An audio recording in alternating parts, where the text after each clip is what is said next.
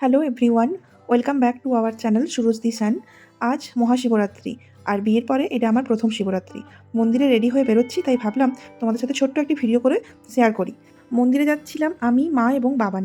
বাড়ির সামনে টোটোর জন্য অপেক্ষা করার সময় দেখলাম দলে দলে মানুষ যাচ্ছে মন্দিরে জল ঢালতে। তো দাঁড়াতে দাঁড়াতেই আমাদের টোটো এসে হাজির, এবং টোটো চড়ে আমরা সোজা একদম মন্দিরে পৌঁছে গেলাম। এটা হচ্ছে এগরার হটনাগর মন্দির। আমরা মন্দিরে প্রবেশের আগেই একটুখানি ডাব কিনে নিলাম, আর ডাব কিনেই প্রথমে প্রবেশ করলাম একদম মন্দিরের মধ্যে। মন্দির প্রাঙ্গণের মধ্যেই কিন্তু পুজো দেওয়ার সমস্ত সামগ্রী, ফুল সব কিছুই ভেতরেই পাওয়া যাচ্ছিল। তো আমি এবং মা দুজনে একটুখানি ফুল, আকন্দ ফুলের মালা, মিষ্টি সব কিছু আগে এখান থেকে কিনে নিলাম।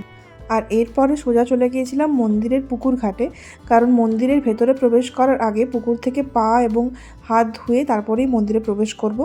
মূল মন্দিরে প্রবেশ করার জন্য কিন্তু আজকে পার হেড 5 টাকা করে টিকিট কাটতে হচ্ছিল।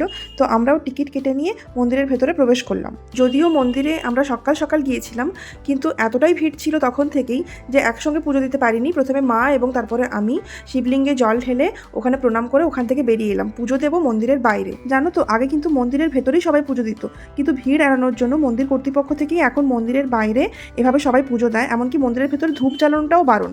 আর ইনাকে দেখো, সবার থেকে প্রসাদ খাচ্ছে এবং ওখান থেকে একদমই নড়ছে না।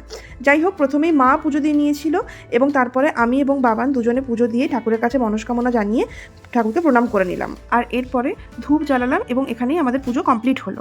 এই মন্দিরটি কিন্তু অনেক প্রাচীন। কথিত আছে এখানকার ঠাকুর অনেক জাগ্রত। তবে এখানে যে শিবলিঙ্গটি ওপরের দিকে আমরা দেখতে পাই, সেটি কিন্তু আসল শিবলিঙ্গ নয়। শিবলিঙ্গটি রয়েছে মাটির অনেকটা নিচে, এবং যেটি দেখা যায় শিবরাত্রির ঠিক আগের দিনই রাত্রেবেলা। মা বাড়ির জন্য একটুখানি চরণামৃত নিল ওখান থেকে, এবং তারপরে পুরো মন্দির প্রদক্ষিণ করে আমরা বাড়ি যাওয়ার আগে ঠিক করলাম একটু আখের রস খাবো। আখের রস খেয়ে শেষমেশ বাড়ির দিকে আমরা রওনা হলাম। আজকে মন্দিরে পুজো দেওয়ার মিনি ব্লগ তোমাদের সাথে শেয়ার করলাম। কেমন লাগলো কমেন্ট করে জানিও, এবং হ্যাঁ, চ্যানেলটিকে অবশ্যই সাবস্ক্রাইব করে দিও।